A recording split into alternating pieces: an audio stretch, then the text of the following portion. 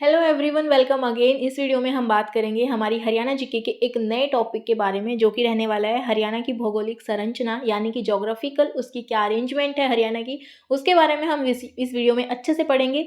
बिल्कुल एक एक पॉइंट को अच्छे से करेंगे, ताकि आने वाले किसी भी हरियाणा से रिलेटेड एग्जाम में इस टॉपिक से जो भी क्वेश्चन आएगा, हम उसको बहुत ही अच्छे तरीके से रिमाइंड करके अटैम्प्ट कर सकते हैं। ठीक है, तो इस वीडियो को एंड तक देखिएगा। सो स्टार्ट करते हैं हमारी ये वीडियो। सबसे पहले वीडियो स्टार्ट करने से पहले और क्लास को शुरू करने से पहले हम जानेंगे हमारे हरियाणा को एक मोटे सरसरे तौर पर कि हरियाणा दिखता कैसा है, उसके आजू बाजू में कौन है, कौन सी नदियां हैं। ठीक है, उस चीज़ के बारे में थोड़ा सा बेसिकली देख लेते हैं। ठीक है, तो सबसे पहले हम देखते हैं ये हमारा प्यारा हरियाणा। ठीक है, इसमें आप देखेंगे, ओके, सबसे पॉइंट फर्स्ट आपको क्या याद रखना है, ये हमारा हरियाणा है। ठीक है, इतना तो आपको पता ही है। ये यहाँ पर पंजाब है। अभी डायरेक्शन बेशक से मत याद रखो, लेकिन जो जो मैं दिखा रही हूँ सिर्फ आप उस चीज़ को देखो, ताकि जब हम क्लास को स्टार्ट करें और क्लास को एंड तक देखें तो आपको एक एक चीज़ अच्छे तरीके से क्लियर हो जाएगी और आप मैप से उसको रिलेट कर पाएंगे। ठीक है, ये हमारा पंजाब है। डायरेक्शन में क्लास में करवाऊंगी याद। ठीक है, ये पंजाब है, ये हिमाचल प्रदेश है, और ये हमारा उत्तर प्रदेश है। और उत्तर प्रदेश के ही यहाँ पर इस हमारी जो ईस्ट में पूर्व में ही हमारा क्या है, उत्तराखंड है। ठीक है, ये हमारी दिल्ली है, और ये हमारा हमारा राजस्थान है। ठीक है, हमारा तो नहीं है, मतलब हमारा ही है। ठीक है, ये हमारा राजस्थान है। और सेकंड बात आपको क्या याद रखनी है कि यहाँ पर हमारी, जब भी हम घग्गर नदी की बात करेंगे तो हमारी यहाँ पर है घग्गर नदी। जब भी हम यमुना नदी की बात करेंगे तो हमारी पूर्व में क्या है, यमुना नदी है। ठीक है, यमुना नदी आपको दिख रहा है कि ये इस यमुना नदी के एक साइड हरियाणा है और दूसरी साइड यूपी है, यानी कि उत्तर प्रदेश है। ठीक है, तो ये हम क्या बोल सकते हैं कि जो यमुना नदी है ना, वे दोनों के बीच में बाउंड्री का काम करती है, यानी एक सीमा साझा करती है। किस चीज़ की, यूपी और हरियाणा की। ठीक है, तो ये यमुना नदी है। उसके बाद थर्ड पॉइंट जो आपको पता होना है वो है हमारी अरावली रेंज और शिवालिक रेंज। ठीक है, यानी कि अरावली की पहाड़ियाँ और शिवालिक की पहाड़ियाँ। शिवालिक की पहाड़ियाँ यहाँ पर हैं क्योंकि शिवालिक किसका पार्ट है, हमारे हिमालय का पार्ट है। जो उसकी नई रेंज बन रही है, जो नवीनतम अभी बनने लग रही है, वो क्या है, हमारी हिमालय की शिवालिक रेंज। ठीक है, यानी कि बिल्कुल नीचे आती है, जिसको हम उप हिमालय भी बोलते हैं। उप हिमालय का मतलब क्या होता है, उप कहाँ पर लगाते हैं हम, यानी जैसे कि वॉइस होता है। ठीक है, जैसे प्रेसिडेंट, वाइस प्रेसिडेंट, यानी कि प्रेसिडेंट के नीचे, तो हिमालय के नीचे की शाखा को हम क्या बोलते हैं, उप हिमालय। तो हमारी वो क्या है, हमारा शिवालिक। तो जब भी हम शिवालिक की बात करेंगे तो आपको यहाँ नजर दौड़ानी है, और इसके लिए आपको एक कोडवर्ड याद रखना है, जो कि मैं अभी दे रही हूँ आपको, पेन, पे। ठीक है, पे क्या होता है, मतलब कि पे करना किसी चीज़ को। अगर आप शिवालिक की रेंज में घूमना चाहते हो तो वहाँ पर आपको कुछ टिकट के लिए पैसे पे करने पड़ेंगे, तो उसी से रिलेट कर लो। ठीक है, तो ये क्या हो जाएगा, हमारा पे। अब पे क्यों याद करवाया मैंने, पी से हो जाएगा हमारा पंचकुला, ए से हमारा अंबाला, और वाई से हमारा यमुनानगर, यानी कि इन तीनों में हमारी शिवालिक रेंज है। ठीक है, तो पे याद रखेंगे आप जब भी शिवालिक की बात आएगी।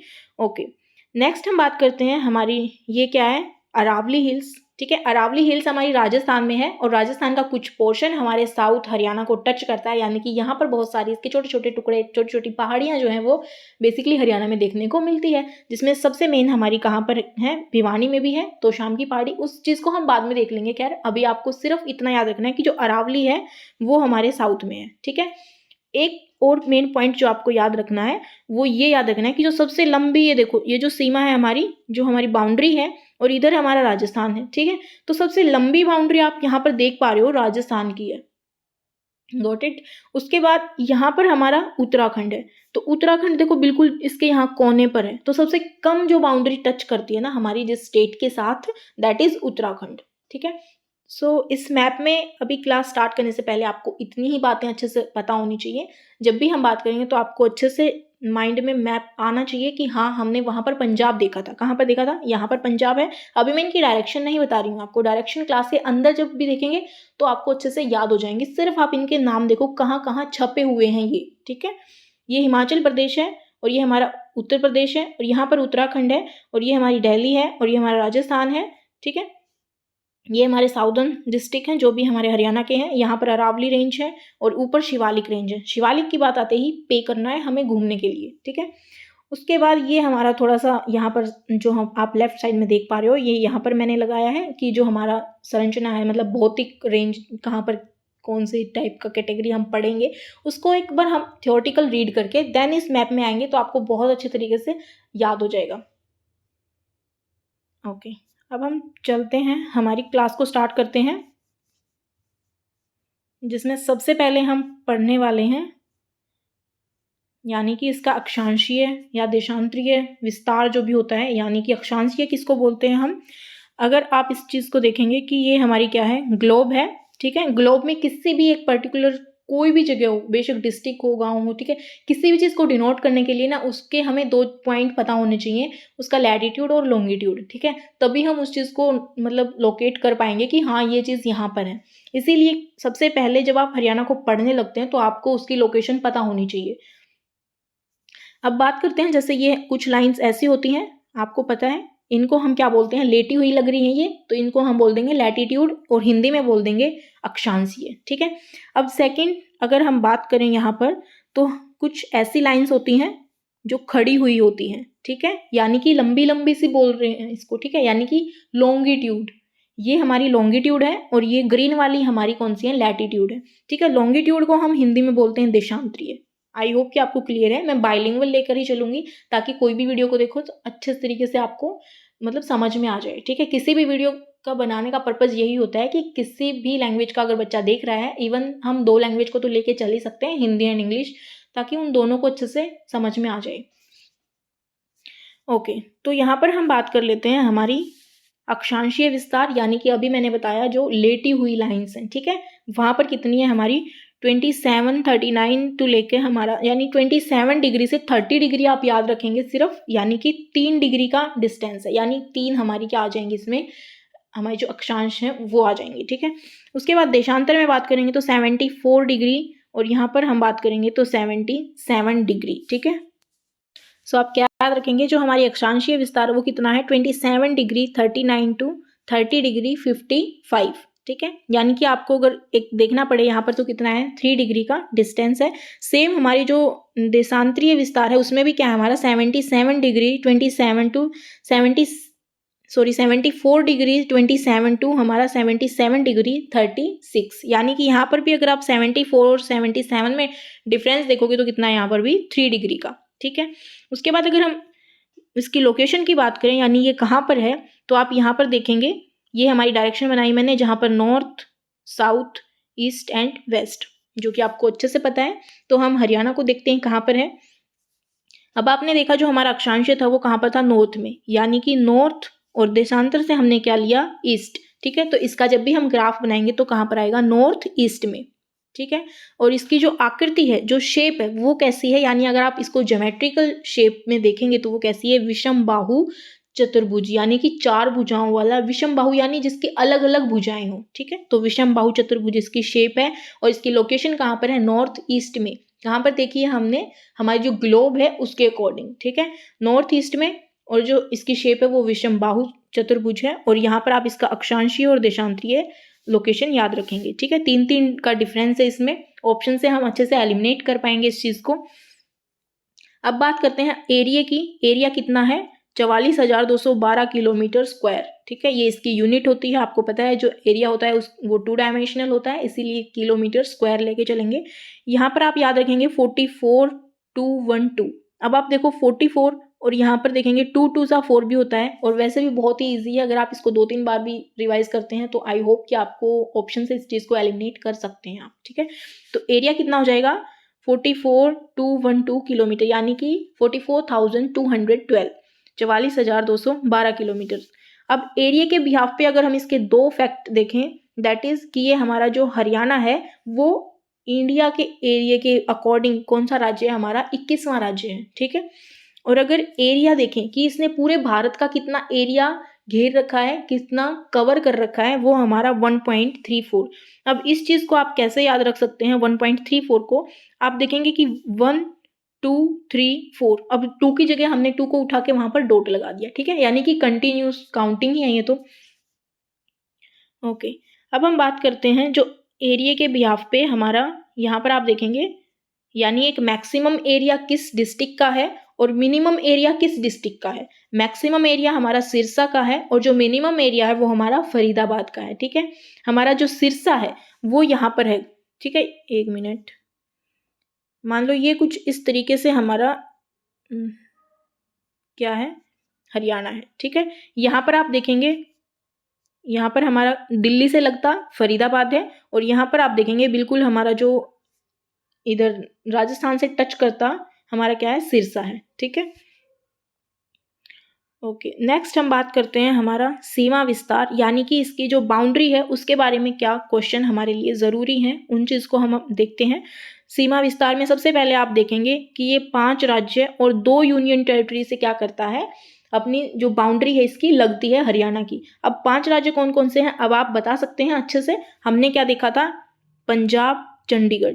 अब उनकी लोकेशन के साथ देखते हैं हम। ठीक है, ये हमारी क्या है, 4 मेजर डायरेक्शन जो कि हमारी होती है नॉर्थ, साउथ, ईस्ट, वेस्ट। अब यहाँ पर आने वाली जो भी डायरेक्शन होगी उसको हम क्या बोल देंगे, नॉर्थ ईस्ट। यहाँ पर क्या हो जाएगा हमारा, नॉर्थ ईस्ट। ठीक है, और यहाँ पर हमारा हो जाएगा नॉर्थ वेस्ट और यहाँ पर हो जाएगा हमारा साउथ ईस्ट। यहाँ पर लिखने की रहने देते हैं क्योंकि कोई स्टेट ही नहीं है यहाँ पे। ठीक है, ये हमारा हो जाएगा साउथ वेस्ट। ठीक है, तो हमारा नॉर्थ ईस्ट में एक स्टेट है हिमाचल प्रदेश, और जो हमारी ईस्ट है, ईस्ट में हमारी 2 तो स्टेट है और एक हमारी यूटी है। ठीक है, जो कि दिल्ली है, यूपी एंड उत्तराखंड।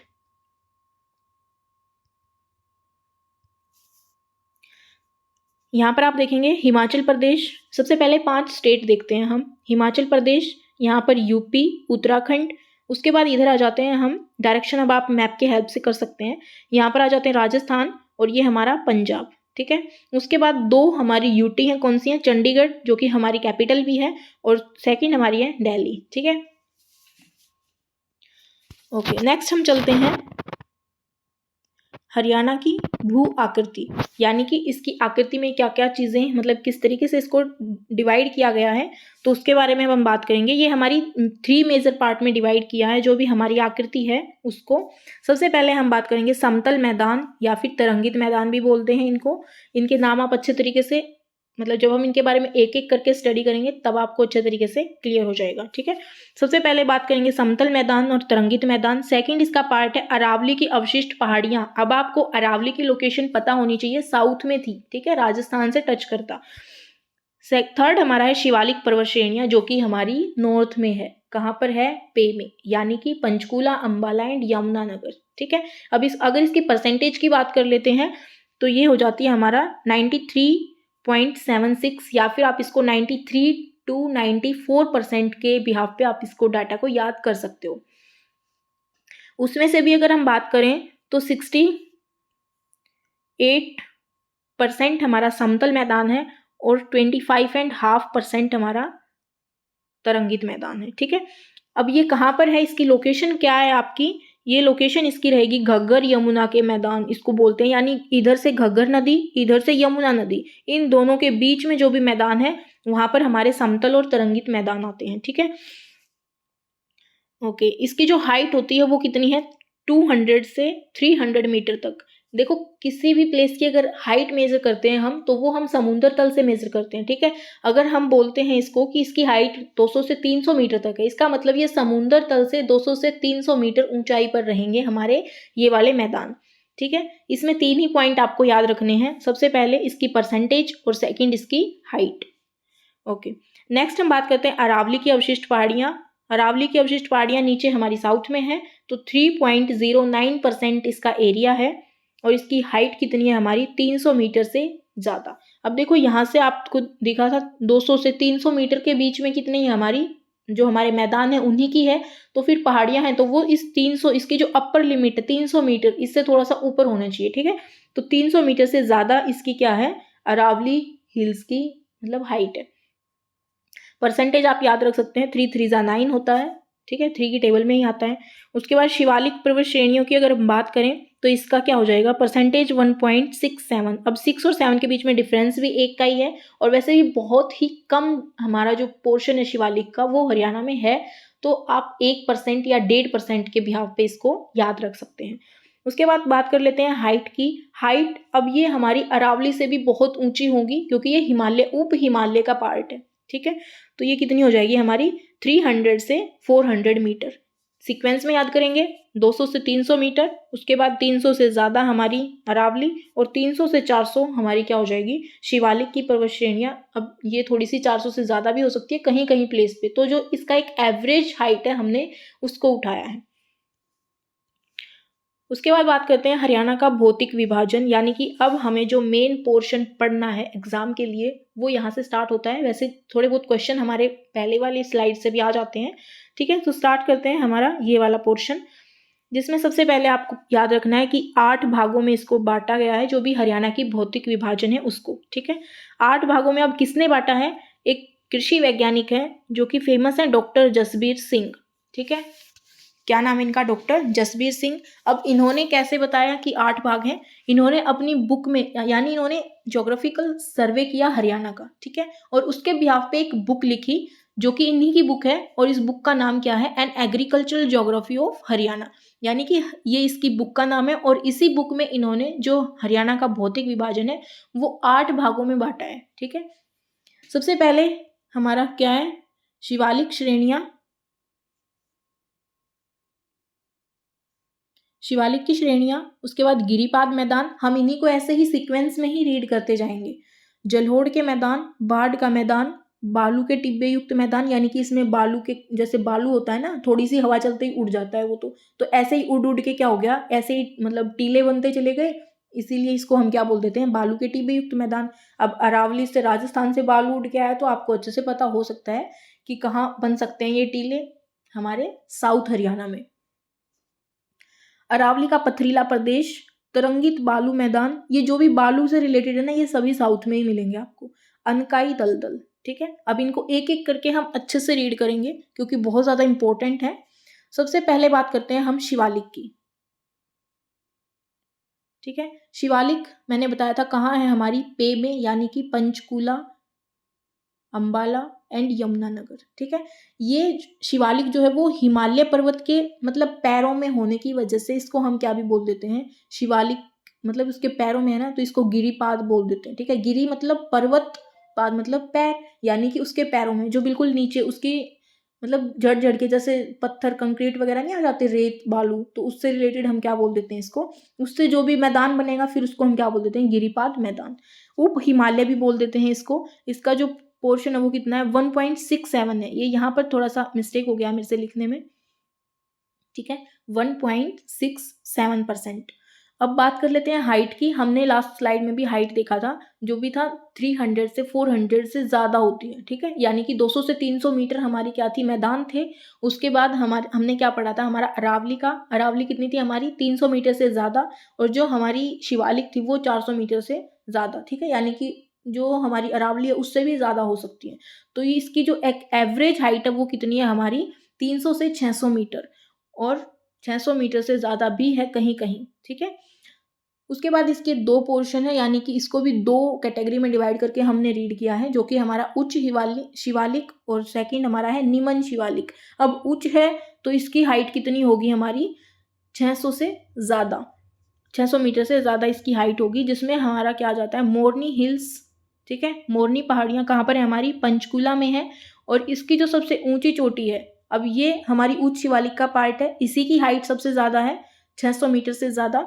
तो यहाँ पर हमारी करहो, यानी इसकी पीक है, ये मोरनी पहाड़ियों की पीक है करहो, और यही क्या है, हमारी हरियाणा की सबसे ऊंची चोटी है, ठीक है। कहाँ पर है ये, पंचकूला में है, मोरनी हिल्स की पीक है ये। इसकी जो मतलब डाटा है वो आपको याद रखना है, 15-14 मीटर, 14-15, ठीक है। इसको आप कंटिन्यू याद रखेंगे, यानी कि 1514 मीटर इसकी हाइट है। उसके बाद बात करते हैं निम्न शिवालिक। निम्न शिवालिक में क्या है, आप देखेंगे इसकी जो रेंज है अब वो क्या हो जाएगी, 300 से 600 मीटर, ठीक है। यहाँ पर 400 से 600 भी बात वही है, यानी कि जो उच्च शिवालिक है उससे कम रहेगी, यानी 600 मीटर से कम इसकी हाइट रहेगी।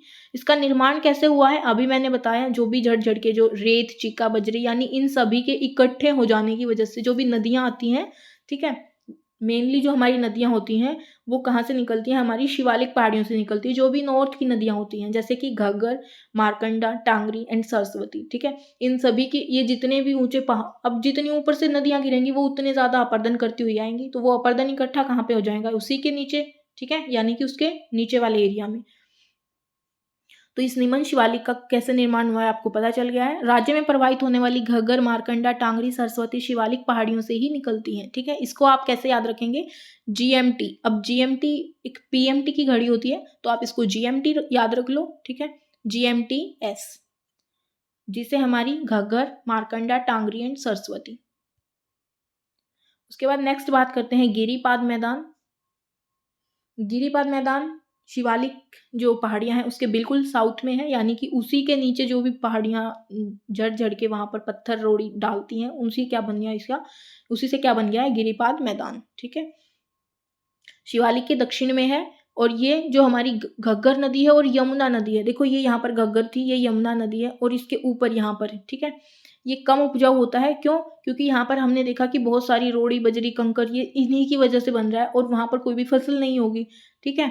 ये 25 किलोमीटर की चौड़ी एक पट्टी की फॉर्म में आप इसको याद रखेंगे कि जो गिरिपाद मैदान है उसमें कितना है, 25 किलोमीटर की एक पट्टी है, किसके बीच में, घग्गर नदी और यमुना नदी के बीच में, ठीक है। ये कम उपजाऊ है।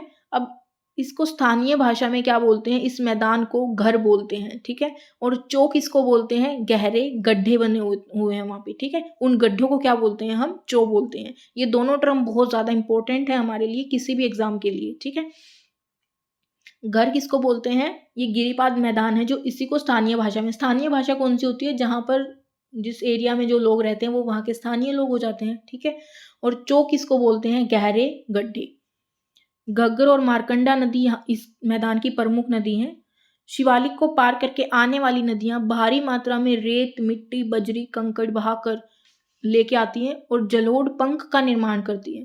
पंख का मतलब वो जो भी इन सबको ऐड मतलब वहां पर जमा करेगी, वो किसकी फॉर्म में करेगी, जैसे एक पंख होता है, ठीक है, ऐसे पंख होते हैं, ऐसे ही होते हैं क्या पता नहीं, मतलब जैसे पक्षियों के पंख होते हैं ना, उसकी फॉर्म में, कुछ इस तरीके से, जो भी आप लगाओ, यानी कि उसकी शेप है ये जलोढ़ पंख, उसी को जलोढ़ पंख बोलते हैं हम, ठीक है।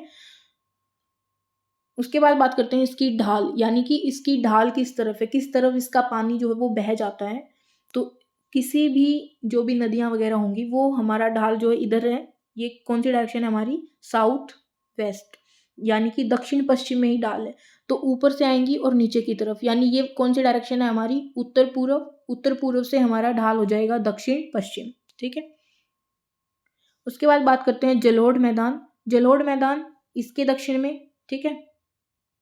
अगर हम इसको ड्रॉ करें तो ये हमारी घग्गर नदी, ये हमारी यमुना नदी, और यहाँ पर हमने देखा ये हमारा गिरिपाद मैदान। अब इसके आगे जो भी एरिया होगा हमारा, ठीक है, ये वाला एरिया, इसमें क्या हो जाएगा हमारा जलोढ़ मैदान। जलोढ़ को आप अगर संधि विच्छेद करते हैं, यानी जल ओढ़, यानी जो हर साल यानी कि हर सीजन में क्या करती हैं, एक नए पानी के साथ, यानी जैसे कि गंगा नदी है, ठीक है, वैसे ही यमुना नदी है, कोई भी नदी जैसे ही बहा के लेके आती है तो वो अपना पानी उसको फ्रेश करती रहती है, यानी कि एकदम से फ्रेश वाटर वहां पर सप्लाई होता रहता है, जलहोड़। तो यहाँ पर जैसे जैसे गाद बदलती रहेगी, यानी कि यहाँ पर बहुत ही ज्यादा उपजाऊ मिट्टी जमा होती जाएगी जैसे जैसे नदियां बहेंगी। तो ये क्या हो जाएगा हमारा जलोढ़ मैदान। जलोढ़ मैदान के बारे में अब हम रीड कर लेते हैं। ये घग्गर यमुना नदियों के बीच उच्च भूमि के बीच जो भी मैदान है उसको हम क्या बोलते हैं, जलोढ़ के मैदान बोलते हैं।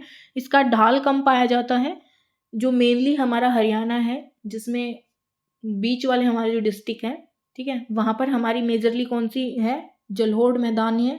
और जलोढ़ मैदान में आपको पता है हमारा हरियाणा कृषि प्रधान देश है, तो वो किसकी वजह से, क्योंकि मेजरली पोर्शन हमारा जलोढ़ मैदान का है, ठीक है। जलोढ़ मैदान में बहुत ही उपजाऊ मिट्टी होती है और इसमें हमारी गेहूं धान की खेती भी हम कर सकते हैं, ठीक है। इसकी हाइट अगर हम देखते हैं तो 220 से 280 मीटर। देखो अगर ढाल होगा तो पानी, जैसे अगर हमें धान की फसल बोनी है, ठीक है, और उसका ढाल ज़्यादा है, तो ढाल ज़्यादा है तो वहाँ पे पानी रुकेगा नहीं, पानी रुकेगा नहीं तो फसल कैसे होंगी। इसीलिए जो हमारे जितनी भी फेवरेबल कंडीशन होती हैं वो सभी जलोढ़ मैदान में होती हैं। इसीलिए यहाँ पर जो है बहुत ज़्यादा खेती की जाती है, गेहूँ और धान की भी खेती की जाती है। अत्यधिक उपजाऊ है, अभी हमने पढ़ा। हाइट इसकी 220 से 280 मीटर है, यानी बहुत ही कम है, एक सिंपल उच्च भूमि है यहाँ, ठीक है।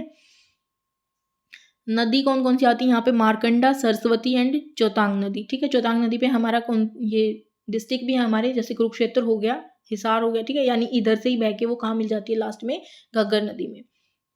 अगर हम इसके ढाल की बात करें तो इसका ढाल भी वही सेम है हमारा, उत्तर पूर्व से लेके दक्षिण पश्चिम में।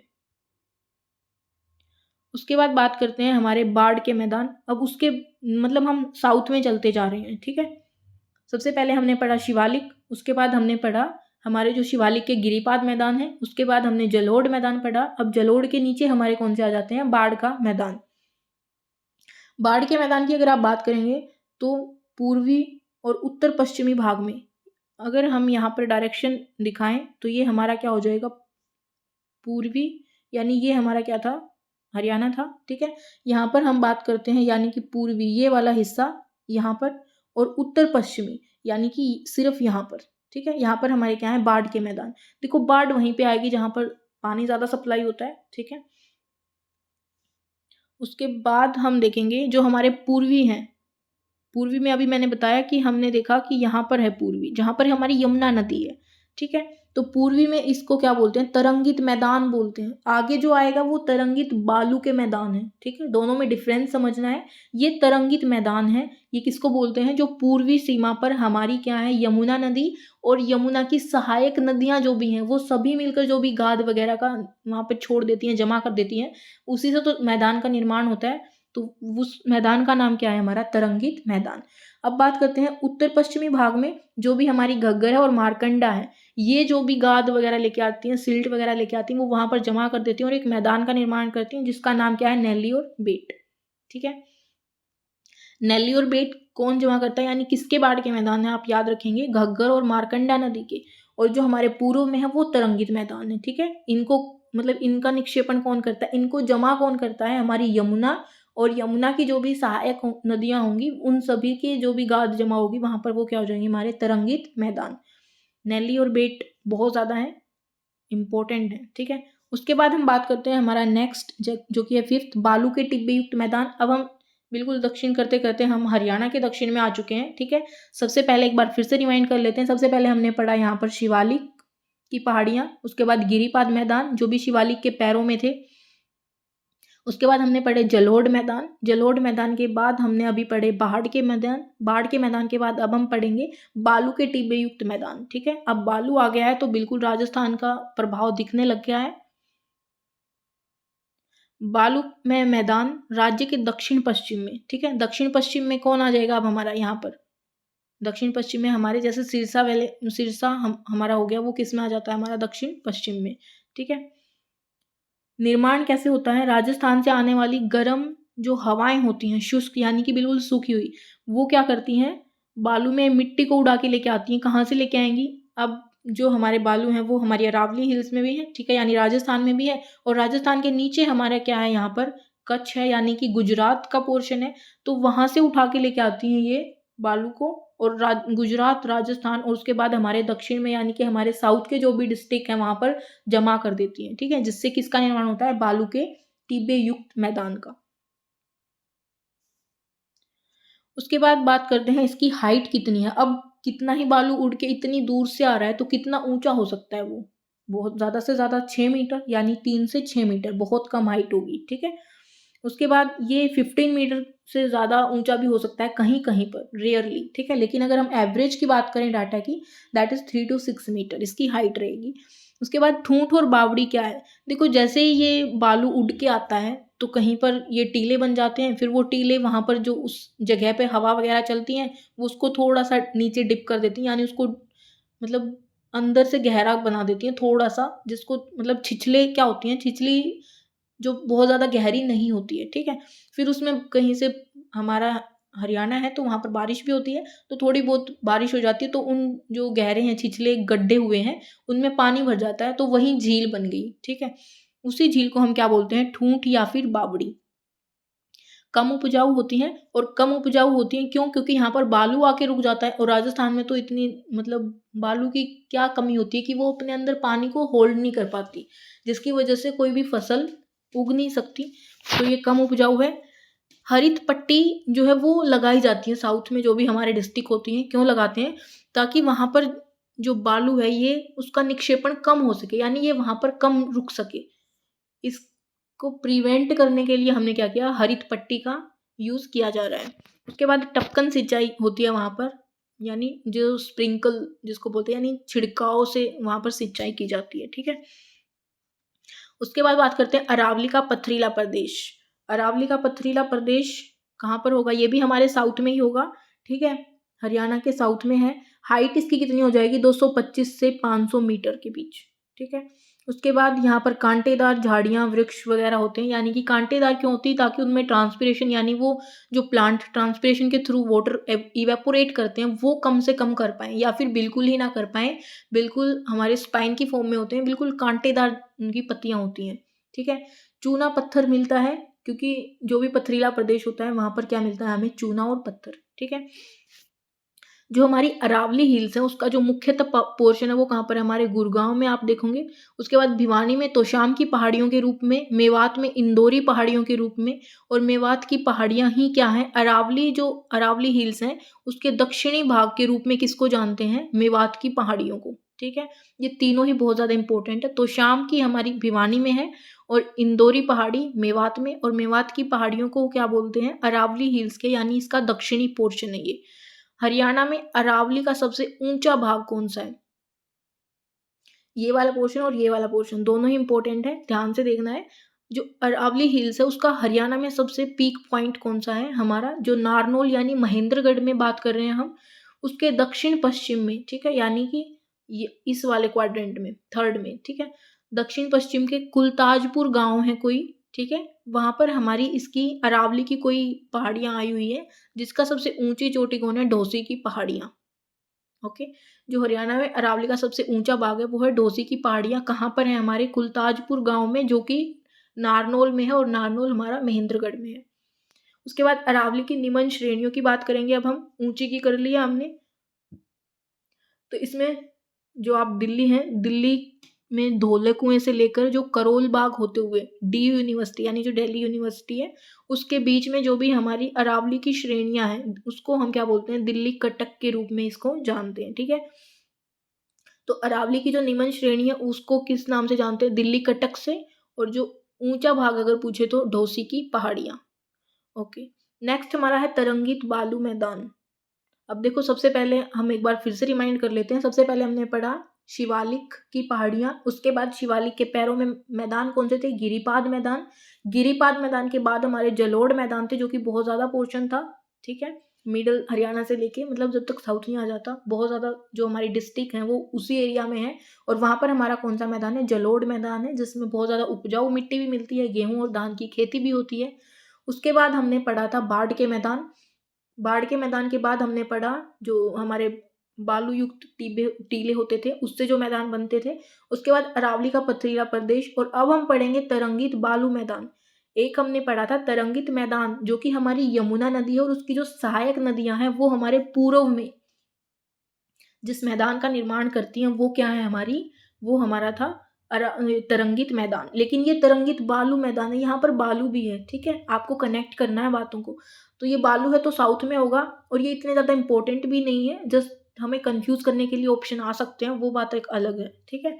बालू मैदान है तरंगित, ये कहाँ पर? हमारे वायु के निक्षेपण द्वारा हमारे जो दक्षिण भाग है वहीं पे होता है। ठीक है, राज्य के दक्षिण भाग में। नेक्स्ट हमारा है अनकाई दलदल। ये सिर्फ हमारे सिरसा के दक्षिणी भाग में बहुत कम पोर्शन में है, अनकाई दलदल वाला पोर्शन। राज्य का सबसे कम ऊंचाई वाला भूभाग, यानी सबसे कम हाइट हमारी इसी की है, अनकाई दलदल की, जिसकी हाइट हमारी 200 मीटर से भी कम है। ठीक है। हम जहाँ से पढ़ रहे हैं वो वहाँ से हमारी हाइट स्टार्ट होती है 200 मीटर से, लेकिन इसकी हाइट 200 मीटर से कम है। यानी सबसे कम ऊंचाई वाला भूभाग हमारा कौन सा है? अनकाई दलदल, सिरसा के दक्षिणी भाग में। ओके, अब हम इसको एक बार मैप से देख लेते हैं। सबसे पहले हमने पढ़ा है शिवालिक के बारे में। ठीक है, शिवालिक हमने देखा था कि हमारे यहाँ पर है। ठीक है, नॉर्थ में शिवालिक। उसके बाद ये नीचे वाले पोर्शन आपको छोटी सी पट्टी दिख रही है, ये हमारी गिरिपाद मैदान की है। उसके बाद आपको ये वाला पोर्शन दिख रहा है, बहुत ज़्यादा मेजर पोर्शन जो भी है, ये क्या है, हमारे जलोढ़ मैदान है। और यहाँ पर आप देखेंगे ये हमारी क्या है, पूर्वी सीमा पर यमुना और यमुना की जो भी सहायक नदियां हैं उनके द्वारा बनाया गया है, यानी उनके निक्षेपण से क्या हुआ है, इस मैदान का निर्माण हुआ है।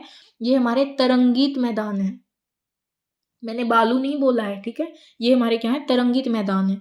उसके बाद अगर हम यहाँ पर बात करें, ये हमारी घग्गर नदी और मारकंडा नदी की वजह से कौन से बने थे, हमारे घर और चो, ठीक है। नेली और बेट हमारे क्या थे, मैदान थे। तो उसके बाद हमने देखा, ये नेली बेट के बाद हमने देखा यहाँ पर ये जलोढ़ मैदान था। जलोढ़ के बाद बाढ़ आ गई थी, ठीक है। बाढ़ के मैदान इसके साउथ में, ठीक है। और उसके बाद हमारे क्या आ गए थे, हमारे बालू के टिब्बे युक्त मैदान, यानी जो बालू के टिब्बे होंगे वहां पर ही तो बनेंगे, ठीक है। यहाँ पर अलग से आपको दिखाई भी गया है, जैसे ये वाला पोर्शन आप देखेंगे, बालू के टिब्बे युक्त मैदान, ठीक है। ये वाला पोर्शन जो भी हमारा है। उसके बाद हमारा आ जाता है अरावली पहाड़ियाँ, ये वाले हमारे साउथ में अरावली पहाड़ियाँ हैं। ये इसमें थोड़ा सा गलत दिखा रखा है क्योंकि ये हमारा महेंद्रगढ़ में भी तो है। ओके, नेक्स्ट हमारा तरंगित बालू मैदान और अनकाई दलदल। देखो ये वाला अनकाई दलदल का पोर्शन है, सिर्फ जो हमारा ये इतना बड़ा सिरसा है, इस सिरसा के भी बिल्कुल साउथ के थोड़े से पॉइंट में क्या है, हमारा अनकाई दलदल है। अब दलदल कहाँ पर होता है, यानी जो मार्श एरिया होता है, जैसे पानी की वजह से ही होता है, ठीक है। यानी कि वहां पर पानी को ना तो निकलने की जगह मिल पाती है और ना ही वहां पर स्टेबल होने की, यानी अनकाई दलदल हमारा कहाँ पर है, साउथ में, सिरसा के भी साउथ में है, ठीक है।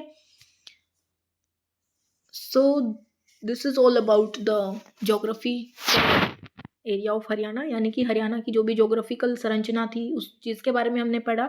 आई होप कि आपको वीडियो अच्छा लगा है, और वीडियो अच्छा लगे, कंटेंट समझ में आए तो प्लीज़ कमेंट करना ना भूलें और अपना फीडबैक ज़रूर दें, जिसकी हेल्प से हम आने वाली वीडियो में मतलब एक मोटिवेशन भी हो सके और एक हमें पॉइंट ऑफ मतलब आइडिया मिल जाए कि किस तरीके से क्या अरेंज करना चाहिए, ठीक है। सो मिलते हैं नेक्स्ट क्लास में, till then bye bye and thank you all for the watching video.